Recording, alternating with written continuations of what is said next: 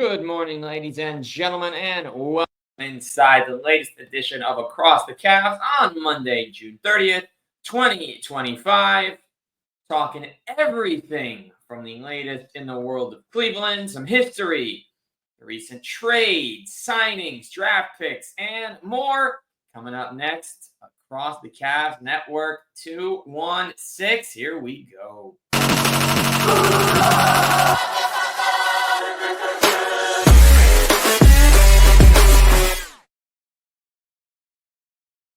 A lot going on, folks, with the Cleveland Cavaliers as we speak. Before we get to that, a look back at some draft picks and moves from this day in Cavs history. J.J. Hickson's time in Cleveland comes to an end. Initially, there were rumors that they would trade him for Amari Stoudemire. Cleveland says no. And just a few short years later on this day in 2011, J.J. Hickson, his time is done, and he is off to the Sacramento Kings. He would also play for the Blazers and the Nuggets during his rest of his time in the NBA. Omri Casspe's time in Cleveland lasted but 2 seasons. And secondly, draft picks. 1993 on this day, the Cavaliers select Chris Mills, number 22. He was a rotation guy for 4 years, starting 256 games out of 319 appearances, was extremely healthy. Was not the case over the next 5 years between the Knicks. Actually, his first year in the Knicks, he was fully healthy, and then played just 47, 20, 15, 66, and 21 games, averaged 15 a game his third season with Cleveland. He made the playoffs 3 years in a row, 3 first-round exits in 94, 95, and 96. And on this day in 1999, 2 lottery picks, Andre Miller, 3 incredible seasons, improved his scoring and assist numbers every year of his career. The only season he ever averaged a double-double. His third year in Cleveland, when he put up nearly 11 assists a night as a 25-year-old third-year guard. 17, 5, and 11 with almost 2 steals a night. Was part of that trade in which they brought in Darius Miles. That did not work at all. Maybe they were just tanking for Braun already and they knew it, but Andre Miller was just unbelievable. Maybe they didn't want to pay him. They should have. An Andre Miller-LeBron duo would have been a lot of fun in Cleveland, truthfully, and it's honestly too bad that it did not come to fruition. But I digress. The second pick was Trajan Langdon, the Alaskan assassin from East Anchorage. He went to Duke. Did Langdon, or he averaged 17 a game as a senior, making 112 threes at a 44% clip. But he just could not cut it in the NBA. Played just 1,700 minutes across 3 years, made just 5 starts. He could never really crack the rotation. It did not work out. After 3 short years, the number 11 pick in the 99 NBA draft was overseas, where he played until 2011. Now, of course, a front office executive. And so we move from that to the draft picks. The Cavs made 2 selections on Thursday, the second round of the NBA draft. They brought in at number 49, Tyrese Proctor, and at number 58 was Saliu Niang, because if you're going to get rid of George Niang, you need to have a Niang replacement. Niang played professionally in Italy over the last 4 years in the LBA. He's been with Trento for the last 2. He averaged 8 and 5, 1 assist, 0.6 steals per game. He took 21 threes and made 7 with Trento in Euro Cup games. He shot about 51% from the field. A clear developmental prospect they don't have to spend money on now as they're in the apron. Similar to Khalifa Diop, maybe they bring him over later at another date. So we will see what happens there, but it's a new Niang. He's a big man, and we will see what he brings. If he ever gets a chance, he should be suiting up for Summer League, so Cavs fans will get a chance to check him out. And Tyrese Proctor, 3 years at Duke. Increased his scoring every season, 9 a game to 10 a game to 12 a game. He was a very good outside shooter last year at Duke, hitting 40%, 89 for 220. Shot 45% from the field. Just has to work on his free throws. A decent playmaker. He played with an unbelievable starting five. Malawak, Knuppel, Flag. All of those guys were picked in the top 10. So we know he comes from a special bunch. It was a very good Duke team. So, that's a Duke program that churns out NBA players every single season. They don't all pan out, but some of them do. And for Proctor, you bring in a shooter. At the time of the pick, we thought maybe he's here to replace Sam Merrill, that they can get minutes right away. He will be on the opening night roster. We will see what his spot in the rotation looks like. So those are the draft picks. I like Proctor as a shooter who can come in and spread the floor for them. The only issue with him is he hasn't gained any muscle, really. In college, he's still a very thin guy, but he is 6'5", gives them good size in the backcourt.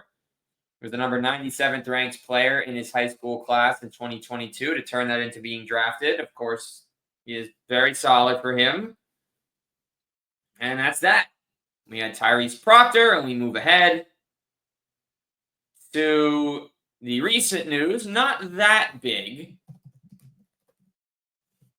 Is that Chuma Okeke's option was declined by the Cavs. So Chuma Okeke is gone. He is not in Cleveland anymore. And that is that. So Okeke is gone. Some other guys that are no longer on the roster, at least at this moment, Amani Bates, who spent 2 years on a two-way. Luke Travers, who spent last year on a two-way. Javonte Green, who signed late in the season. And Tristan Thompson as well. There was a qualifying offer extended to Luke Travers, making him a restricted free agent. So as of right now, pending drafts and trades, there are 9 Cavs under contract. Naquan Tomlin, Craig Porter, and you got Wade, Okoro, Strus, Allen, Hunter, Garland, Mitchell, and Mobley. So, Okeke gone. See if he finds a new home. We'll see about the others. We'll love to see Tristan Thompson back in a Cavs uniform again. You'll probably see Javonte Green elsewhere. We'll see if Travers or Bates get more two-way looks, or if they might be heading elsewhere. We will see, certainly. And then we have the trade from Saturday. Lonzo Ball is now a Cleveland Cavalier. And Isaac Okoro shipped to Chicago. So on that one, certainly not surprising that Ice was traded. Lonzo Ball could be a welcome addition if he actually stays healthy, because if you remember, he got the Bulls off to a very strong start in 21-22, signing his 4-year, $80 million deal, which expired at the end of last season. Now he got a 2-year, $20 million extension, did not re-up with Chicago. He missed the final 22 games of the season. He missed 14 games in a row after playing 3 out of the first 4 games. Then he came back. He was mostly in the lineup, but he missed 4 in a row in February. Came back after the All-Star break. At this point, he had moved into the starting lineup with regularity. But then that was it. He played 35 games total. And Lonzo Ball, by the way, only took 48 shots from 2-point range. Over the course of his career, 60% of his attempts have been from 3. And because of injuries, here are his games played. 52, 47, 63, 55, 35, 0, 0, 35. So 35 out of the last 240. And if you want to air 70 out of the last 300, Of the last 328 possible appearances, Lonzo Ball has only made 70. He's never played more than 63 in a season. He's not yet been in a playoff game. But the good news is he's still only 27. He'll be 28 around the time the season begins. He's had big moments as a shooter. He's an incredible defender. He gives you size in the backcourt and positional versatility to play either the 1 or the 2 spot. He averaged 7 assists in 2 of his first 3 seasons. If Lonzo can be healthy, and I think the magic number is 60 games, so that he's consistently in. He has to miss some games to get some rest. Fine. You have Craig Porter for that. And that's wonderful. Lonzo Ball can be fantastic for this team. He's replacing Isaac Okoro, who's coming off a career low season. Career lows in minutes, points, rebounds, steals, blocks, usage, of course. His three-point percentage actually fell from 39 to 37. He shoots just 29% from 3 in playoff games. Not been consistent there. He's averages 5 points in 3 playoff runs. His minutes dropped off every time. There's a lot that he didn't do. While his defense still at times looked incredible, Okoro had a lot of shortcomings. And if he's not playable in these types of playoff situations, you really don't want to have guys like that around. They had to make some changes. And so they did make this change. They're getting a better shooter, a more confident player when he has the ball than Lonzo. And so, all in all, the Lonzo Ball for Isaac Okoro trade is a win, again, because Lonzo is going to come in as a shooter, is a very good defender, can play multiple positions at that 6'6" frame that he brings. And as long as he stays healthy, this is a win. If Lonzo gets hurt, he missed a large chunk of time, this is a big investment you are going to potentially regret making later. So, those are some thoughts on the Lonzo Okoro trade. Let's see how things shake out. Sam Merrill signing a 4-year, $38 million extension that will be made official next week. Sammy Buckets, who turns 30 in May, will have next year. He'll be 29 for next season. Comes off year with 3-point percentage drop from 40 to 37. He averaged 7 points a game, nearly a steal, and a career high almost 20 minutes. Played in 71 games. Hit 36% of his postseason threes. Averaged 2 assists in the playoffs, up from 1.5 in the regular season.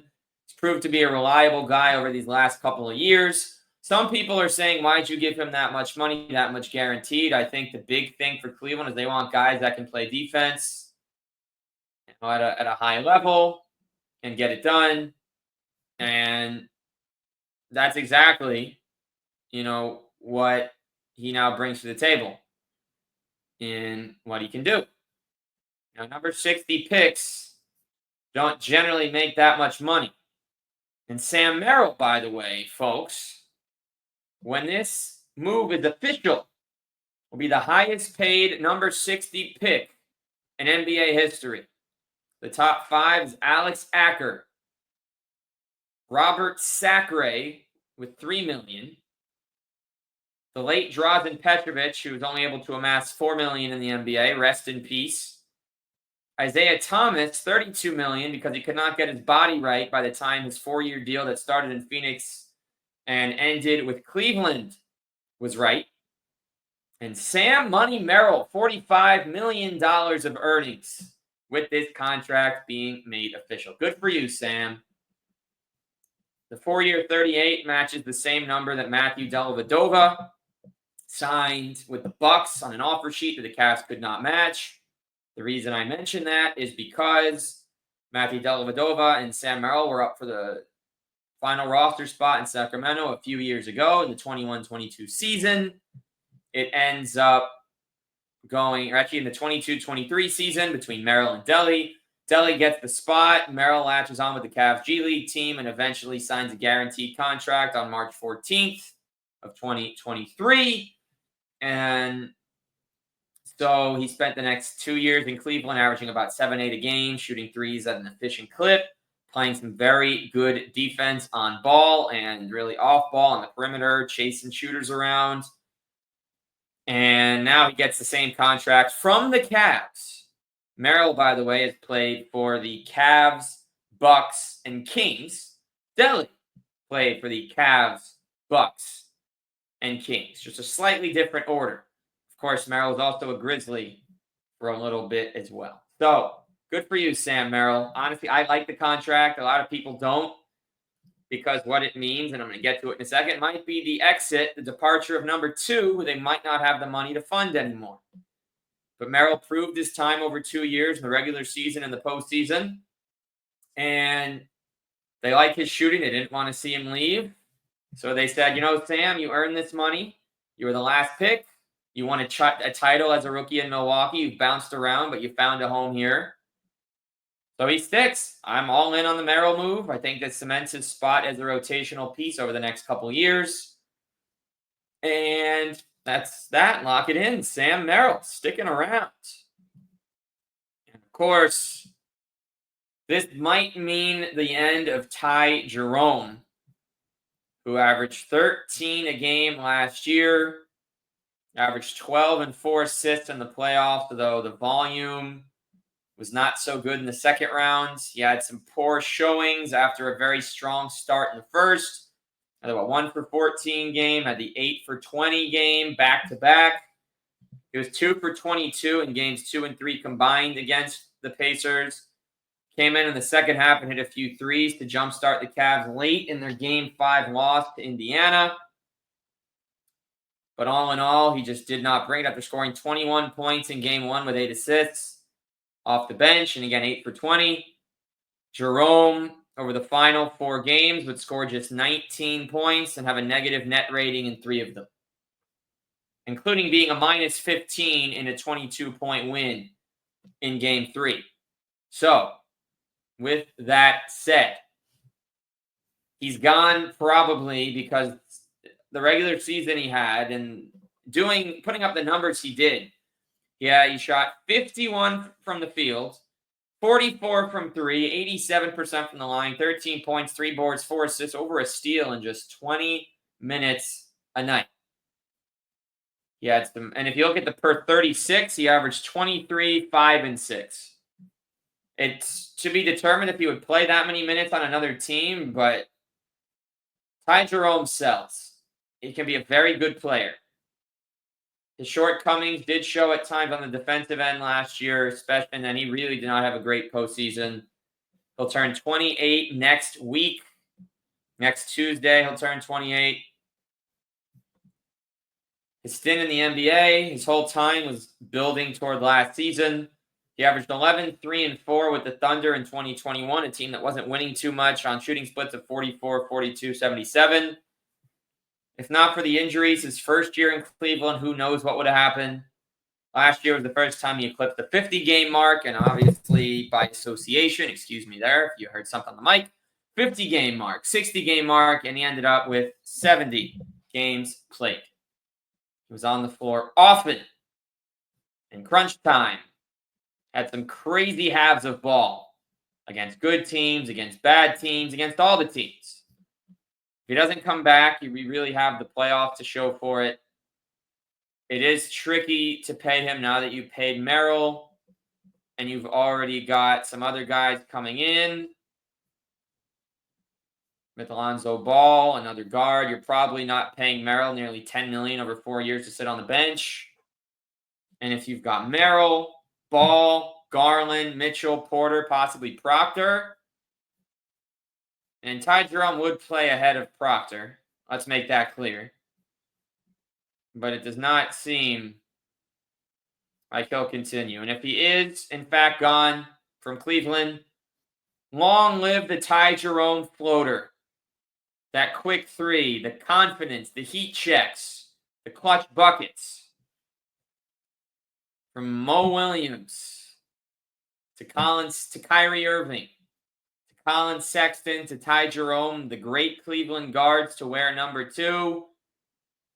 That list goes on. And on and on and on.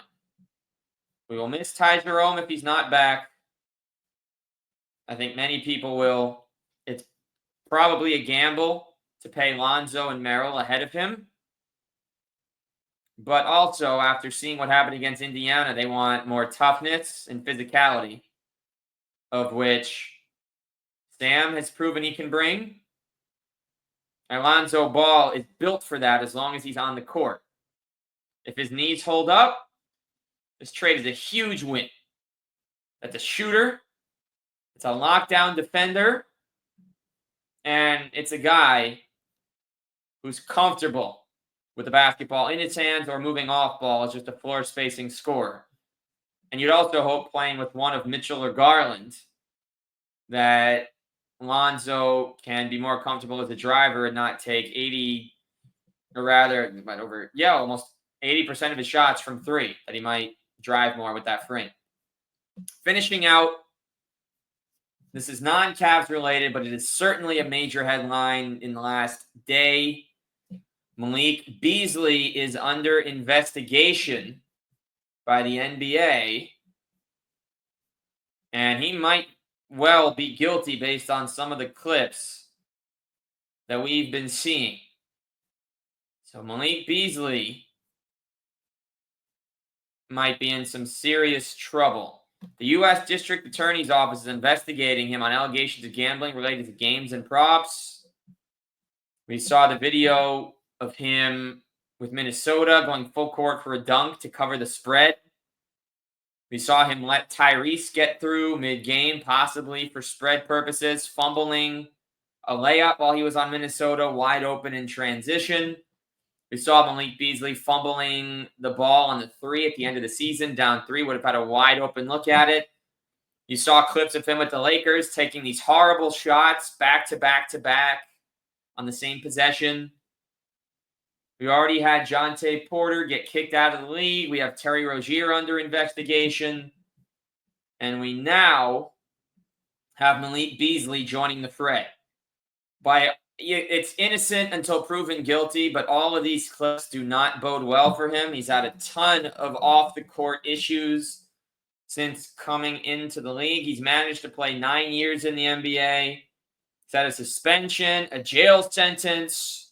Been on Denver, Minnesota, Utah, the Lakers, Milwaukee, and, of course, last year, Detroit, where he had a very impressive season.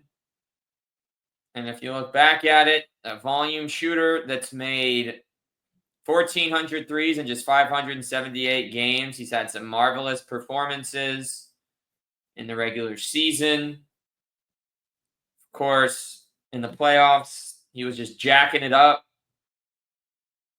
He's been on 4 teams. He's ended the last 4 seasons on 4 teams, all in the playoffs, all with very different roles on different ones at once. Mini, LAL, Milwaukee, Detroit. We'll see what happens with Malik. But if he is in trouble, other players may soon come under fire. It also doesn't help that Beasley clearly follows FanDuel on Instagram. And yes, betting has become a bigger part of the game. Players got to know better. The integrity is in question, especially because if one guy's doing it and he just got in trouble, you wonder, how did they find out? What triggered it? All the clips that we've been seeing, a lot of this, it makes sense that it happens like this, that this might be true. But where did they get the idea to look into it? Who found it? Who pointed it out? Do they know more names? Players, just be smarter. You're making millions to play in the NBA. Why bother risking it for whatever? What more do you want? But to recap, Proctor and Niang, welcome to Cleveland. Goodbye, Chuma Okeke. Hello, Lonzo Ball. Merrill sticking around. The potential departure of Ty Jerome. Maybe the Cavs can keep him for one more year on the cheap, but it seems very unlikely. And Malik Beasley, be smarter, man. That's it. That's the latest from Cleveland. We will talk to y'all soon. Zach Weiss with you, across the Cavs, Network 216. See you later.